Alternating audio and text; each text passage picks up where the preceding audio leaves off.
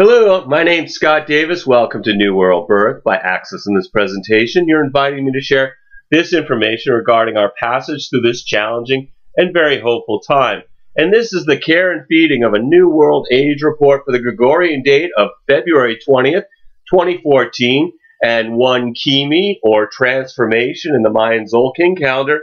We're also going to be talking about Mercury turning direct, the Pisces new moon, and Mars and Saturn turning retrograde.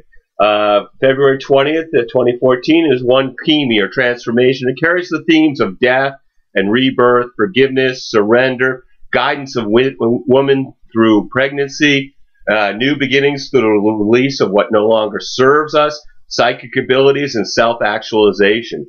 Transformation day sign speaks of the choice to follow our heart, its intuition, and the wisdom of our ancestors, nature, and Mother Earth, or the path of the ego and the dialogue of our chattering mind.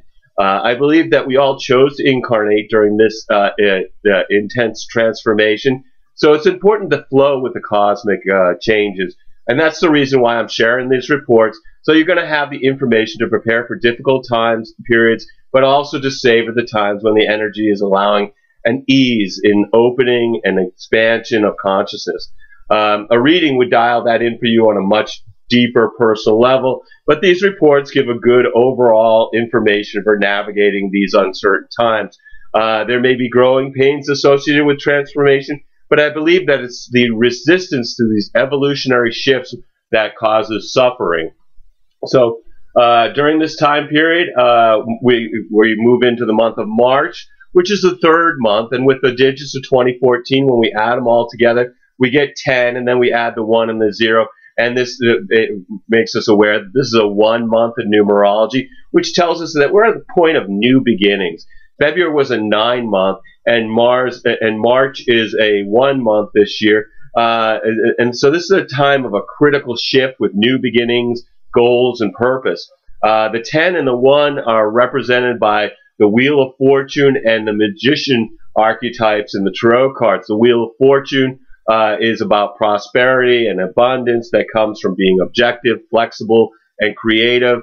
To quote Ruth Ross, all prosperity begins with the mind, in the mind, and is dependent upon the full use of our creative imaginations. The 1 card is the Magician, which represents the principle of communication, which is represented by the god Mercury, with his planetary representative turning direct during this Trecena. So, when you think about it, words were originally magic. And to quote, to illustrate this comes from Starhawk, that language shapes consciousness, and the use of language to shape consciousness is an important branch of magic. So March represents the beginnings of a new cycle which comes into being through our communications, leading us towards prosperity by being flexible, objective, and creative. Another thing that I find interesting about this year is that we had 2 new moons in January, we had none in February, and we have another 2 new moons in March. So this really sets powerful new energies in motion that require the numerological 9 month of February to release the old and worn out, whether it's aspects of self, life situations, or attitudes that no longer work, concepts, beliefs, or perceptions that we've outgrown their usefulness. So in March, we can really move forward unencumbered. Before I get into the daily energy for one transformation, on the 20th, all the planets appear to be moving forward from our vantage point here on Earth, with the exception of Mercury and Jupiter, okay, which are both appear to be moving retrograde or in reverse motion. I've talked about this before. Jupiter is the king of the gods. A planet is about good fortune, opportunities, faith, religion, beliefs, and expansion. It's in the sign of Cancer, which is about family, home, nurturing, and protection. Mostly what I found with Jupiter retrograde, as with any retrograde cycle, it's about a review of the past, and with Jupiter, what gets reviewed are missed opportunities. In Cancer, these are likely to be related to home and family.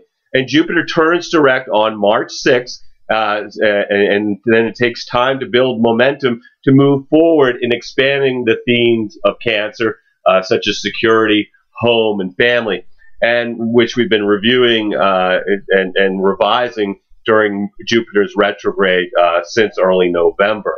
Mercury, it turned retrograde on February 6th. It turns direct on February 28th. So the beginning of this Trecena would be a good time to avoid signing contracts or other legal papers, making major purchases, or even taking a new job. So if you can postpone these types of activities, the terms will be much clearer after Mercury is moving direct. Mercury retrograde is really just forces us to slow down and pay attention to the details of our lives, because they get us really focused on the detail of our daily experience. The real big changes, and we've got a couple of real big changes during the key-mee Trecena, is that Mars turns retrograde on March 1st, and then Saturn turns retrograde on March 2nd. And Mars, like I said, it will appear to be moving reverse from our vantage point here on Earth on the 1st. And of course, planets don't really move backwards. It's like if you're in a car that's passing a slower moving car, the other car appears to be moving backwards relative to distant landmarks on the horizon. So during this Trecena, Mars is slowing down, stops, and begins to move in reverse, which is called retrograde by astrologists. And when a planet appears to be stopped, it's said to be at the peak of its power. So during this report period, Mars, which representing our drive and aggression, is in Libra. Mars is in its detriment in Libra because its opposite Aries, the sign of Martian rulership, and is traditionally considered to be a difficulty operating positively in Libra. Because of its retrograde cycle, Mars spends 8 months in the sign of the scales, and typically Mars would spend 2 months in the sign. So this placement for most of the year is uncomfortable and monotonous. And Mars agitates, and in Libra, it's about relationships, and this can really lead to social anger, and this can cause us to see an increase in passive aggression, which I personally despise. Excuse me. Mars has been in Libra for several months, and I've already seen folks who are competing for love, because Mars is competition, Libra is about partnership, and they're willing to fight for a partner. People can become really aggressive in their quest for romantic love. And as much as Mars is really unhappy in Libra, he's also very unhappy retrograde. This is a difficult time to access our drive and aggressive energy. Mars began its first stage of offering us a course correction on December 26th of 2013, when it crossed the point in the zodiac where it will eventually begin moving forward again at 9 degrees Libra. And from then until March 1st, we've been gathering information and energy related to an upcoming change of course. And then on the 1st, Mars begins its second stage, which lasts until May 19th of 2014, where we're in the retrograde cycle, and it has us going over the details from the first stage as we're having experiences that give us an indication of what needs to change in our lives. As an aside, sexual relationships that begin during Mars retrograde may be less than satisfying. Mars turns direct on May 19th and begins its third stage, which will last until July 21st, which is a time to implement the course correction that we became aware of through this process. To understand how you're personally going to be impacted, look at the area governed by the house of your astrological chart that contains the arc between 9 and 27 degrees of Libra. Mythologically, Mars is the Roman counterpart to Ares, the Greek god of war, bloodshed, and violence. And Homer portrayed him as being moody and unreliable and representing the chaos of war, whereas Athena was the goddess of military strategy and skill. Mars seems to be more like a berserker than a soldier. Retrograde Mars has us reviewing our partnerships and new relationships and friendships, because they're Libra topics, particularly to get them moving in the correct direction once we've got all our data in from the retrograde cycle.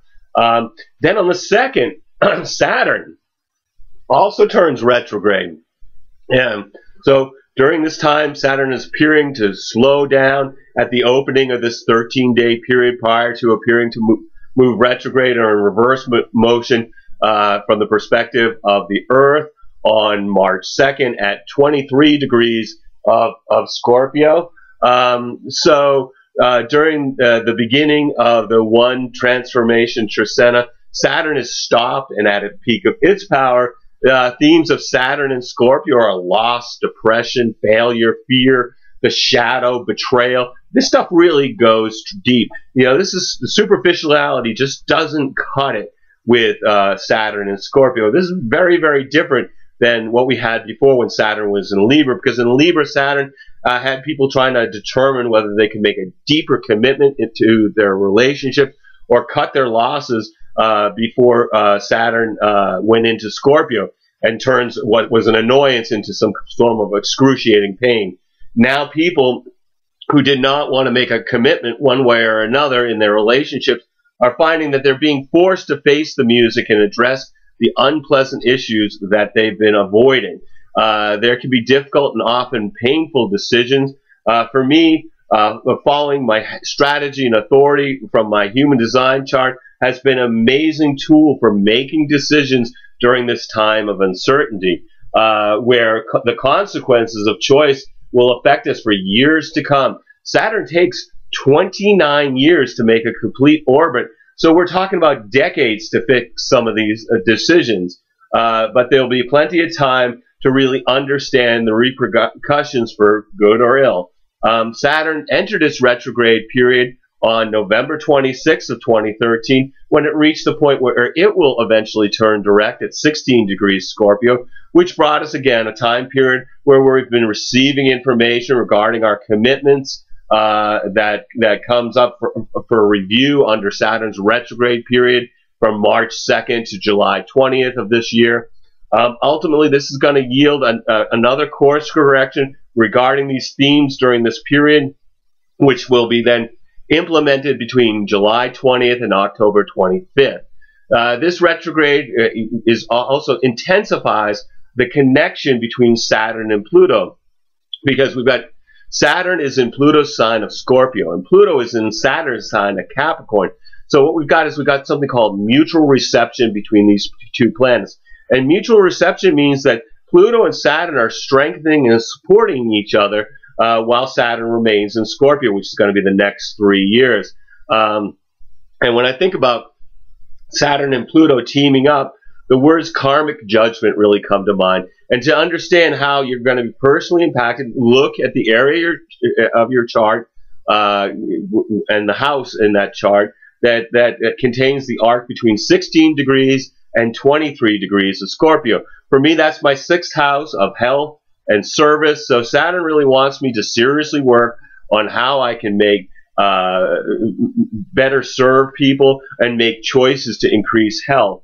Saturn is the Roman counterpart to the Greek god Kronos. And something interesting about Saturn is he really went through a metamorphosis in his meaning in the pantheon of gods. Originally, he was the god of generation, disillusion, plenty, wealth, agriculture, renewal, and liberation, which are themes that we've currently more associated in astrology with Jupiter, who actually is Saturn's son, and when you look at the mythology.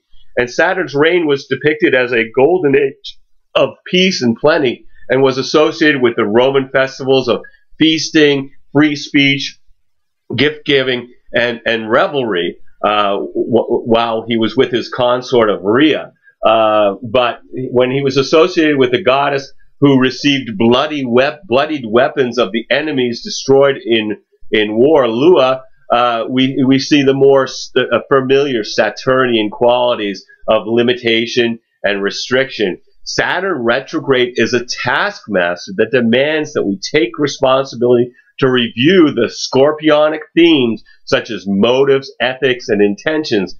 And if you've not been clear on these subjects, you're likely to feel the burden is heavier than the load that we had previously chosen. So, let's look at the daily vibrational energy for this Trecena. February 20th, 2014, again, it's one key-mee, or transformation, in the Mayan Tzolkin calendar. This is about unity experienced through releasing what no longer serves us, and this is a scorpionic kind of theme. And what's interesting is the moon is in Scorpio, where it's finding support from the sun, Neptune, and Jupiter, and it's in harmony with Pluto, the ruler of Scorpio. So the day's emotional influence moves from feeling a sense of inner harmony, which is mirrored in the outside world, to fantasies and daydreams distracting us for accomplishing routine tasks, and then later feeling inner and outer equanimity, and finally experiencing deep emotions on a profound level. The 21st is two, Manik, or deer in the Tzolkin, a duality experienced through being of service to others. And the moon in Scorpio is challenged by Mercury in harmony with Venus and merges with Saturn, which moves our moods, influence our ability to think rationally, or to wanting to be with our friends and people we love, and then finally to wanting to be alone in our thoughts and feelings as it moves and interacts with those other planets. February 22nd is 3 Lamat, or star, or rabbit. It's about taking action through being grateful for abundant relationships, while we have the Sagittarius last quarter moon. It's challenged by the sun and Neptune, and it finds support from Uranus. So the day goes from encountering challenges to our daily routines, to daydreams and fantasies being more important than reality, and finally having the impulse to engage in activities that make us feel more alive. The 23rd is for Maluk, or offering. It's about stability through appreciating creation. And this is the point where the sun is conjunct Neptune. So from our perspective here on Earth, this is they're at the exact same degree of Pisces. And with Neptune in the early degrees of Pisces, it feels like he's there to welcome the other planets into his watery realm in the sign ruled by the Lord of the Seas. This is about expanding consciousness, awareness of unseen energies, intuition. Greater sensitivities are the themes for the next month, with the sun transiting the sign of mysticism. When the sun merges with Neptune, there are two distinct sides of this transit.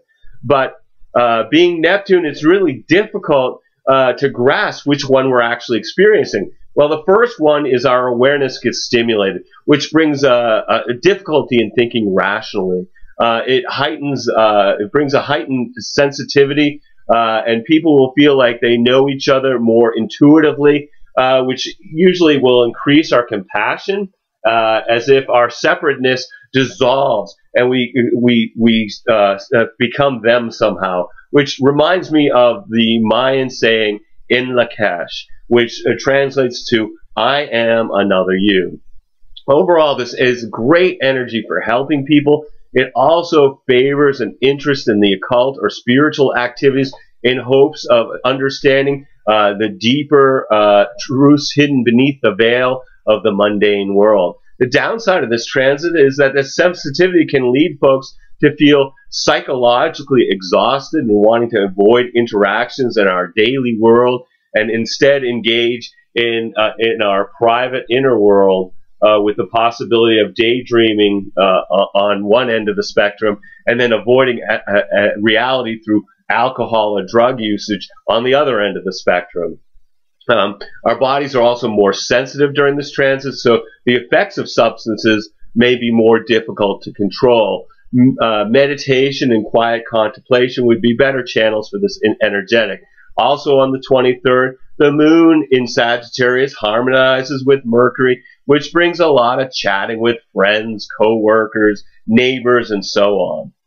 And then February 24th is 5 Ak, or dog. It's empowerment through enjoying our family and friends, and we have a sextile between Venus and Saturn. So from our perspective here on Earth, this is a 60-degree angle between Venus and Saturn. It pleasantly encourages us to look at our responsibilities in our relationships in a positive way. There's a sense of gratification of being of service to our loved ones, and what's good for the group is more important on the 24th than trying to have it's basically that the people work further for the ideals of the group, even if it does bring a quality of some level of self-denial. There's a practical energy which favors business affairs and commerce, particularly with art or other things of beauty, because we have Venus involved. This is good for creativity that demands close attention to details, which we get from Saturn. So also on the 24th, the moon harmonizes with Mars, Neptune, and the sun, which influences our emotions from having the desire to work independently from others to being very sensitive to the moods of others, and then finally feeling a balance between our inner and outer worlds. The 25th is 6 Shuin, or monkey, which is about being in the flow through creating something new. As the Capricorn moon is challenged by Uranus, it opposes Jupiter, merges with Pluto, and harmonizes with Saturn, which moves from people likely to act hastily or jump to conclusions while having feelings of generosity when it's interacting with Jupiter. And then later, we have more intense moods rising to the surface from deep in our psyches. And then finally, realistic expectations through being calm and reflective. And then February 26th is 7 Ebb, or Road. This is about reflection through serving your community. And we have a square between Jupiter and Uranus. So from our perspective here on Earth, this is a 90-degree angle, which continues ramping up the infamous Uranus-Pluto square that we've been talking about for several years now, and it's moving towards a grand cross in April, between Jupiter and Pluto, Uranus, and Mars in April, which has a wide swath of possibilities and unexpected, out of nowhere, lucky change of fortune with the Jupiter-Uranus square that I'm currently talking about. But so you can really get an out-of-nowhere lucky experience, or you could have a major disruption in life that brings sudden restlessness or impatience that leads to an effort to become free. Whichever scenario you find in your path, change is the only option. Freedom is the overall theme of this transit, and we should consider the direction that we want to take rather than just make a change to relieve some sense of pressure. If you want to avoid acting impulsively, you're likely to experience some opportunity that leads to freedom from something that has been causing you to feel restricted. This alignment will have some folks feeling impatient and frustrated as both planets seek freedom, but they do it from different perspectives. Also on the 26th, Pluto sextiles Chiron, the wounded healer, which brings up some hidden, sometimes forgotten wounds to the surface to be recognized and healed. While we have the moon in Capricorn merging with Venus and challenged by Mars, which moves from feeling cheerful, warm, gregarious, and wanting to go out and socialize, to later people are feeling irritable, which could lead to needless disputes when the moon dances with Mars. February 27th is 8 Ben, reed, or corn. This is about balance, maintaining the home, with the Aquarius moon harmonizing with Uranus, merging with Mercury, and challenged by Saturn. This influence has us emotionally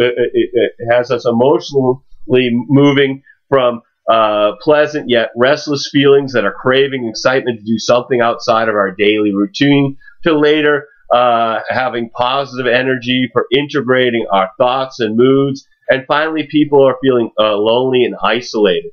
February 28th is 9 Ish, or Jaguar, patience experienced through enjoying nature and we have the Sun trine Jupiter. So from our perspective here on Earth, we have this is an experience as a 120-degree angle, which is one of the most positive transits, bringing enthusiasm and optimism. But it can have the effect of people just feeling lazy. So I encourage folks to use this energy to accomplish something good for yourself. This is a day to project positive energy into the environment so that we can have some influence on your affair and accomplish something you desire. Some are going to just see this as just being dumb luck, but this transit has its roots in something that was done in the recent past.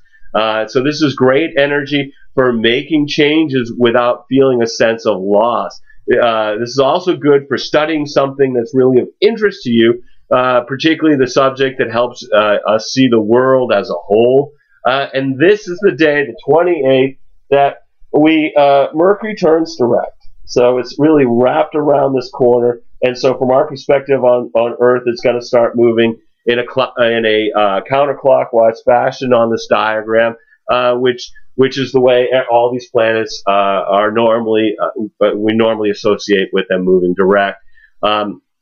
This shift happens at 18 degrees Aquarius. This is heralding a time to implement the revision to our previous course that we became aware of from the information experiences that we had during the retrograde cycle. It's going to take a few days for it to gain momentum, but over the next few days, we'll feel an invisible attraction to begin our new journey.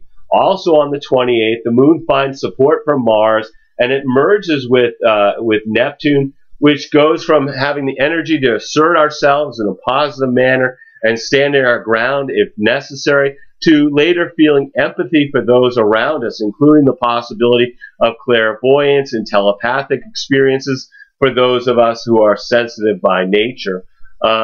March 1st is 10 Men or Eagle in the Mayan Tzolkin calendar. This is about manifestation through seeing from a higher perspective. And on the first day of March, we have the Pisces new moon at 10 degrees. It's being supported by Jupiter and Saturn. It's merging with the Sun. It's in harmony with Pluto.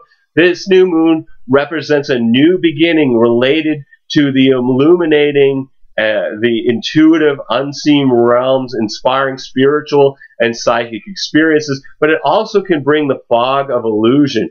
Jupiter is in a favorable relationship with this lunation.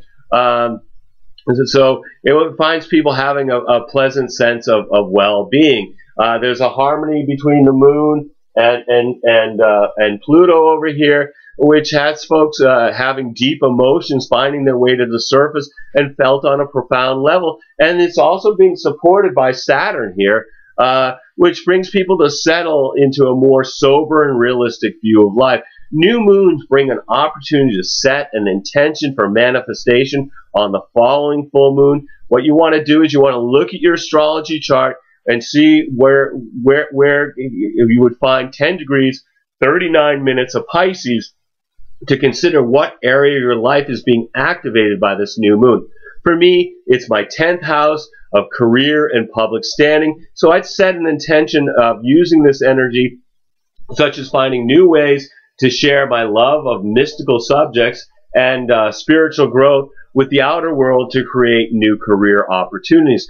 Pluto brings transformational elements to this new moon. So there's a transformative purpose aligned with the new opportunities that are opening up. This moon is particularly potent for making big changes through taking a leap of faith, leading us deeper into 2014. And this is happening on the 1st of March. So this is also beginning the numerological 1 month. And so certainly releasing outdated limitations to reveal a greater awareness of our authentic self, our new direction and purpose is what this new moon's about. And then this is on the 1st. We also have Mars is turning retrograde.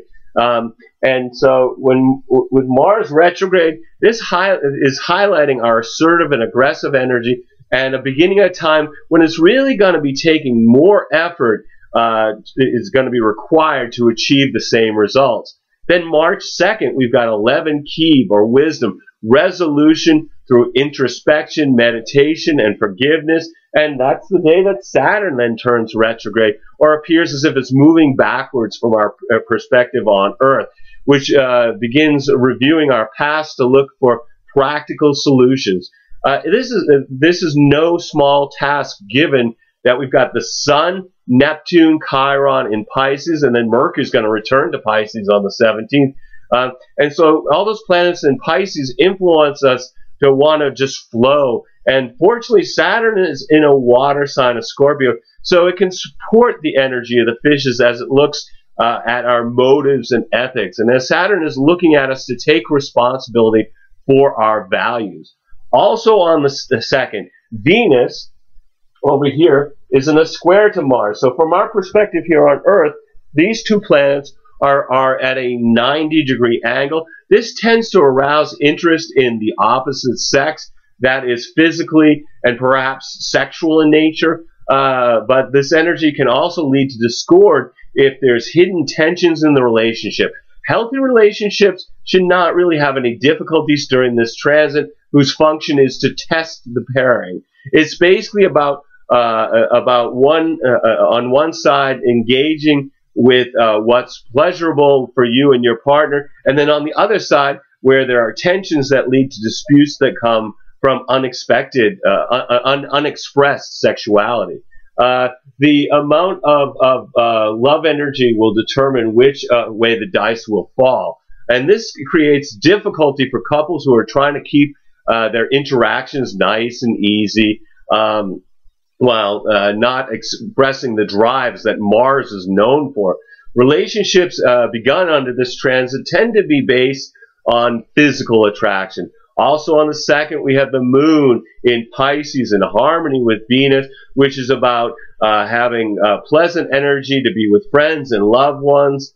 And then the 3rd, we have it's 12, Kaban, or Earth, understanding through the gratitude for Mother Earth, where the Sun sextiles Pluto. So from our perspective here on Earth, this is a 60-degree angle, which empowers us to make changes in our immediate environment to reform the aspects of our life that have brought us unhappiness over time. Embracing the opportunities on the 3rd that can be used for the improvement of the general good. This is good energy for cleaning up a situation that's become confusing or disordered, and such as getting clear on a difficult personal situation, or even just cleaning your house. This also brings us deeper into our thoughts with the feeling that the superficial aspects are no longer adequate. Investigation should be thorough, leaving no stone unturned. Subjects such as psychology, the occult, yoga, and other transformative techniques are favored for study under this influence. Also on the 3rd, the Aries new moon is challenged by Jupiter, and Pluto merges with Uranus and is in harmony with Mercury, which moves us from benevolent and generous feelings for those in our immediate environment, with then people feeling impulsive and acting rashly, with moods changing quickly and unexpectedly when Uranus is involved. And then later we're having the compulsion to act in ways that may not be good for us in the long run, Pluto. And then finally feeling very social and talkative. Then on March 4th is 13 Etsnob, or Flint. This is in the Tzolkin calendar. This is movement to the next stage through being introspective, while the Sun conjuncts Chiron in Pisces, which illuminates our past wounds so that we can engage in conscious healing. While the Moon is opposed by Mars, challenged by Venus, in harmony with Neptune, which influences people to be more excitable and irritable, which can cause problems in our personal lives, to later having more pleasant energy for being with others that we want to know better, and then finally having greater sensitivity to others' emotions with possible psychic impressions, again for the people who are more sensitive by nature. So anyway, no matter what these energies are doing and how they're affecting you during the one transformation Trecena, just take some time out to be in the flow of the planet by being in nature, watching a sunrise or sunset, communing with the stars, being conscious of the moment through introspection or meditation, or just really being conscious when you're with somebody you love. Because every single day we have is a blessing. No matter what dramas are beckoning to distract us, we're all here just giving the performance of a lifetime on the world stage. Just take some time out to observe the play as well as act your part by remembering you're a spiritual being that's having a human experience. As always, I want to thank you for checking out New World Birth. The next segment of Care and Feeding of a New World Age will be on March 5th for one Kawak or storm, with Venus moving into Aquarius, Jupiter turning direct, the Virgo full moon, and Mercury moving into Pisces. You can check us out on Facebook, YouTube, or the Mind Magics website. And I encourage you to share this information as videos or as text as widely as you choose.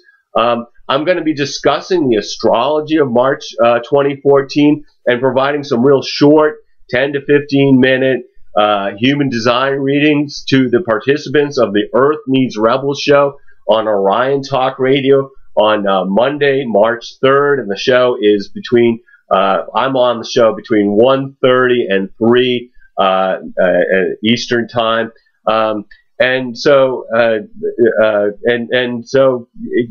we're currently thinking about streamlining this particular offering, the Care and Feeding of a New World Age videos. So by covering just the planetary astrology in the Tzolkin and dropping all the daily lunar activity, with the exception, of course, new moons and full moons. So let me know what you think. You can, as always, I invite you to contact me at newworldbirth@yahoo.com. If you got any questions or you have an opinion about, the day-to-day lunar activity, or if you wish to schedule a reading. And I am providing readings. I wish to make this service available to the greatest amount of folks. So we have 3 different options with 3 levels of compensation. And these are pretty epic readings. They usually come in at least 2 hours. Sometimes they're longer than that, sometimes a little bit shorter, but they're usually pretty meaty. They've got a ton of information that's really very, very helpful. To help you during these are some tricky times. So anyway, at the basic level, we look at your human design chart to help you understand your own individual strategy and authority for making decisions based on your unique design. I include the next 3 months of astrological transits as they relate to your natal and progressed astrology chart, along with the human design reading at the middle level. And at the top level, the human design and astrology transit reading is recorded and then sent to you as an MP3 file that can be downloaded to your computer. So if you've been thinking about getting a reading, please contact me. I would love to provide you a reading during these uncertain times. You'll need to either be able to call me in Maine in the USA, or we can connect on Skype to receive your reading. And we're also accepting donations to try and keep these reports freely available. There's a lot of energy that goes into putting these out, and we still have to pay the bills. So if you feel inclined to send a donation, it would be greatly appreciated. Or the best way to send us a donation, get a reading. As always, I am deeply blessed that you've taken the time out to connect with my passion for these ancient mysteries and their application to our journey during this incarnation. The light in me honors the light in you. Namaste and Lakesh. And I'm really grateful that you connected with this stuff. And I look forward to connecting with you either through a reading or the radio show or during the next video offering. Peace, everybody. I hope you're doing well.